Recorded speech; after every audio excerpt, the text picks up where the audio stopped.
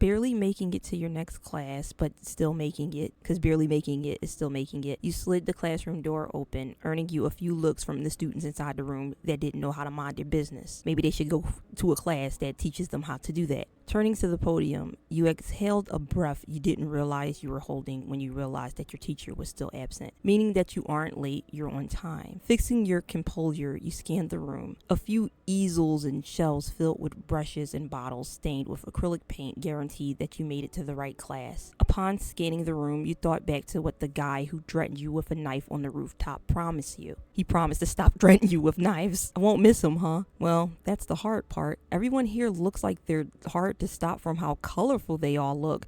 They doing too much. Typical art students with their typical colorful hair and looks and the way they dress, never heeding to the school's strict rules, since who cares about that, I guess the rules just don't matter. The rules don't apply to these art students. They just do what they want because art has no rules. The liberty of a course not strict to academics, but you also took notice of some students who aren't in the course. You're guessing they took this subject as a minor subject. So either this sole character is an art student or some regular student. He's not. I saw the title of the game. I know that this game is called The Kid in the Back. He's gonna be at the back, and he's not going to be some regular student. You gave up in your search and took your seat. In any case, you'll find out which one is sold once the class starts. He's going to be the kid in the back, obviously. Hearing the classroom door open, your art professor makes his way inside, his large round belly standing out, round spectacles sitting on top of his nose, looking like Santa Claus. He greets the class before starting his lecture. Art exhibit project featuring various eras of art as part of our thesis.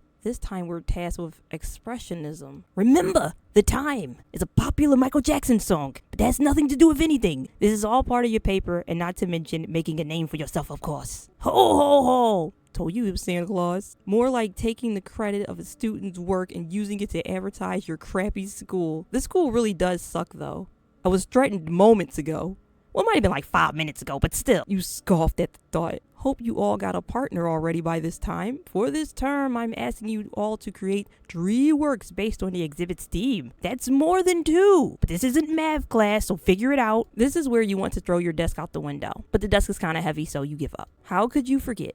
You weren't present during the previous meeting, and you absolutely knew no one in this specific class. And you didn't want to know these people anyway, because the school sucks, the people here sucks. The only people you care about, only person you care about is Crow, I guess. Why were you taking art again? Oh, right. Your father was an artist as he was a farmer. Gotta follow in his footsteps, I guess? It was all for him. And maybe you can make a name for yourself with your works if ever your life as a gardener wouldn't turn out the way it should. All part of Plan B, not that Plan B. And if that fails, I've got Plan C and D. Don't get me started on E, F, and G. I know my alphabet. I have yet to make up the rest. Or guess I'll die. I don't like that plan. We're not doing that plan. You shake away your silly thoughts of death. The problem is now at hand. You do not have a partner to work with. Now I want all of you to go to your chosen partner for this project so I can start explaining your tasks. Eventually, you were forced out of your seat since your seatmate's partner will be occupying it for class. Now's the perfect time to look for this sole person Hugo was talking about, but up until now, you have no idea to what he looks like. And he doesn't know what I look like. It'll be a surprise for the both of us. You're hoping he's a good looking person. No, you're hoping he's a good person to work with and wouldn't put all the workload on you. You shiver at the thought. You've had enough of those kinds of people in your life, especially during your entire college years. Unlike the rest of the class scurrying around to meet their partner, you were chilling. You were the only fool who was standing still. I should have never moved up from my seat. Note on the only one standing, because from the corner of the classroom there's a single student in the back not bothering to stand up from their seat. See, that's what I should have did. I shouldn't have stood up from my seat. Their seatmate had left to pair with someone else, leaving a vacant spot. Why didn't my seatmate leave to pair with somebody else, leaving a vacant spot? Why did I have to move? That guy might be sold. You know it is. Well, we'll find out soon enough. Is he not going to bother with his partner? Because I'm his partner. About to be his partner. Unless... Hey there. He looks up from his desk and looks at your approaching form before you're eventually standing next to him.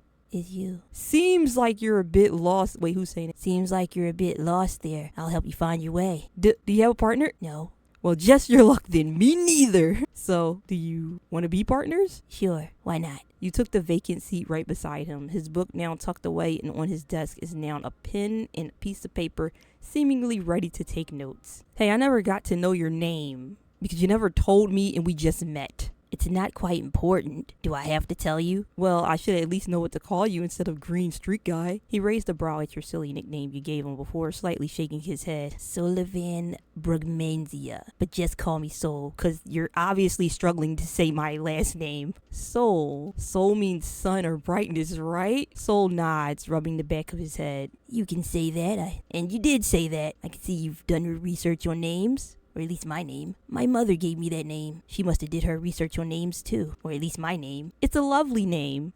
Thanks. Well, I'm Key Paladin. Nice to finally know your name, Soul. Soul nods with a smile forming on his lips, then returning his attention back to the professor. I've made a friend. 3 artworks to showcase. 3! Not gonna keep telling you how many it is. Note, it has to be some form of expressionism. Mediums will be strictly traditional. Your professor then proceeds to give other pointers for your project before leaving you and the rest of the class for the day. Everyone in the class proceeds to talk with their partners, already brainstorming ideas on what they're gonna showcase and hopefully could get a high grade. You turn to Soul as he took out his own charcoal pencil and his sketch pad for the class. You got any plans for our first display, Soul? Cause I ain't got none. Expressionism is about conveying one's feelings, right?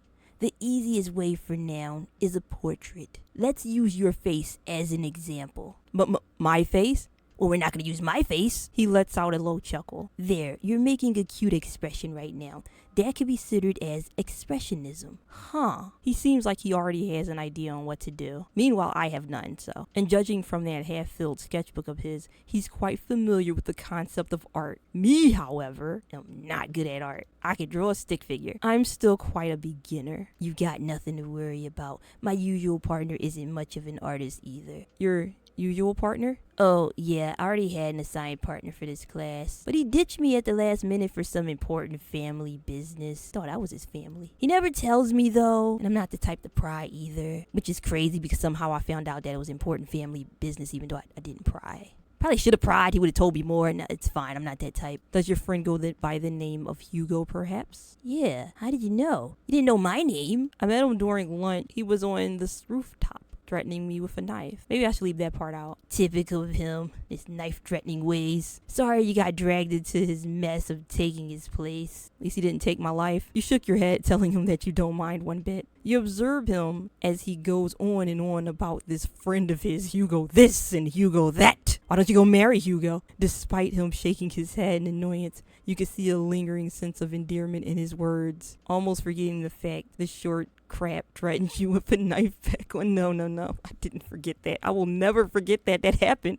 He did apologize, though, and I forgive him, honestly. But seeing Soul like that, it was actually cute. Slowly taking out your sketch pad, you begin to draw Soul's various expressions as he talks without permission, like whatever. I draw what I want, you can't stop me. And here I thought this guy would be the type to brood a lot. Guess I was wrong. Perhaps you shouldn't just judge people based on what they look like. Would you believe me if I tell you that guy is one of the top students in the entire class, yet is always missing in action? You raised a brow in mild curiosity because you didn't believe him. Pencil still on the pad. Really now? He doesn't seem to be that type of guy. Which part? Him being a top student or always missing in action? Struggling, you continue on with your sketch. Soul, now taking notice of you scribbling on your sketch pad, pause. Proceeded to lean in a bit closer to your face, trying to pry the sketch pad off of your hands and invading your space. Were you drawing me this entire time? No, I was drawing the people next door. Kind of stupid question is that? No? Liar. Obviously. I thought I was supposed to be the one drawing you, not the other way around. Yeah, well, you started talking and you stopped drawing. So with a huff, he leaned back on his chair, crossing his arms and not drawing. You see what I'm saying here? In the process, as a pout made its way to his face, biting the side of his cheek as his lip piercing reflects the room's artificial light. Oh, come on, it's not that big of a deal, Soul. This is an art class. Why are you shocked that I'm drawing? You try to cheer him up. Plus, you look really cute. Soul's cheeks turned red. His eyes widened before swiftly averting his gaze from yours, the grip on his arm tightening, causing the sleeve of his shirt to wrinkle. You said something? Nothing. Yes, what I thought. You sure mumble a lot. It's a habit. I'm not used to talking a lot. Keep talking about your friend Hugo. You don't shut up about him. Soul lets out a sigh, rubbing the back of his head at the thought. He knew you were right, and he knows he cannot deny that he's fond of his friend. His only friend. But you're one to talk. You only have one friend as well. I owe him a lot, that's all. And I don't know how I'm going to pay him back. You gotta help me, Key. I'm low on funds. Enough about Hugo, though.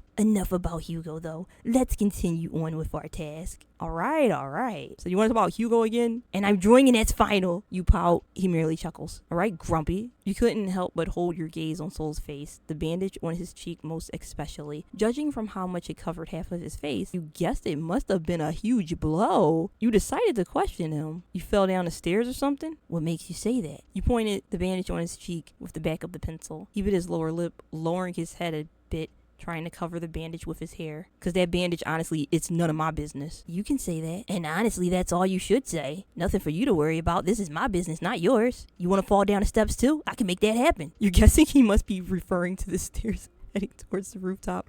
Knowing those flights of stairs are quite unstable, there's a huge possibility he must have fallen pretty bad. He seems quite embarrassed by the thought alone, though you couldn't help that there's more to the story than that. And I want to pry. I want to know more. I'm nosy. Like, is he actually telling the truth? No, he's hiding something. Either way, you don't want to make him uncomfortable. Yes, I do. Turning your focus on your sketch pad, you continue on with your sketch. Hope it gets better soon. Thanks. The sound of the school bell rang loudly outside the classroom walls, signaling the end of class. Your professor gives your class one last instruction before bidding his students goodbye. Soul tries to pry your sketch pad off of your hand. He tries to steal my sketch pad, probably wanting to get rid of the sketches you made of him while he was on his tiny rant. You don't unhand my sketch pad.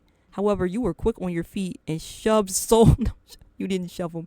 You shoved your sketch pad in your bag before he could get his hands on it. Honestly, you should have shoved him too. Soul gives you a potty look before giving up eventually and starts packing his things as well, proceeding to head out of the classroom, waiting for you by the door. You can't have my sketch pad. Do you have a phone? We should exchange numbers and update each other so we can do the next 2 more tasks. Soul then takes out his own phone and asks for your number. You recite it out loud as he inputted it on his phone. Let me try to send you a message so that I can be sure that you gave me the right number and wasn't just jerking me around or something. You nodded and looked at your phone screen and saw a new notification from an unknown number. This must be Soul's. Sup? You type so differently from how you look. From the corner of your eye, you see Soul's eyebrow raised at your text. What's that supposed to mean? Nothing. You chuckled. He rolled his eyes. Your stare lingers on Soul's face. A smile is embedded on his handsome features. Okay, he's handsome now.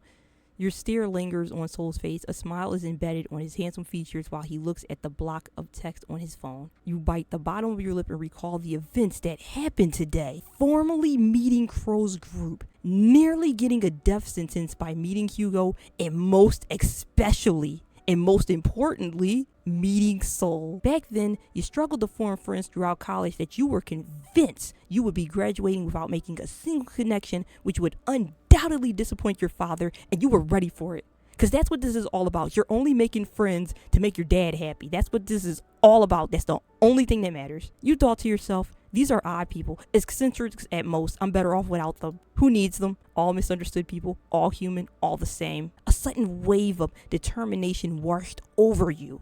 With a hand on your chest, you stare into Soul's orb. You stare into his eyes, like, come on, making him tilt his head slightly. Soul, I want to be friends with you. That is so awkward. I can sense that people tend to misunderstand you and your overall personality. They don't like you. They don't know you. They don't get you like I do.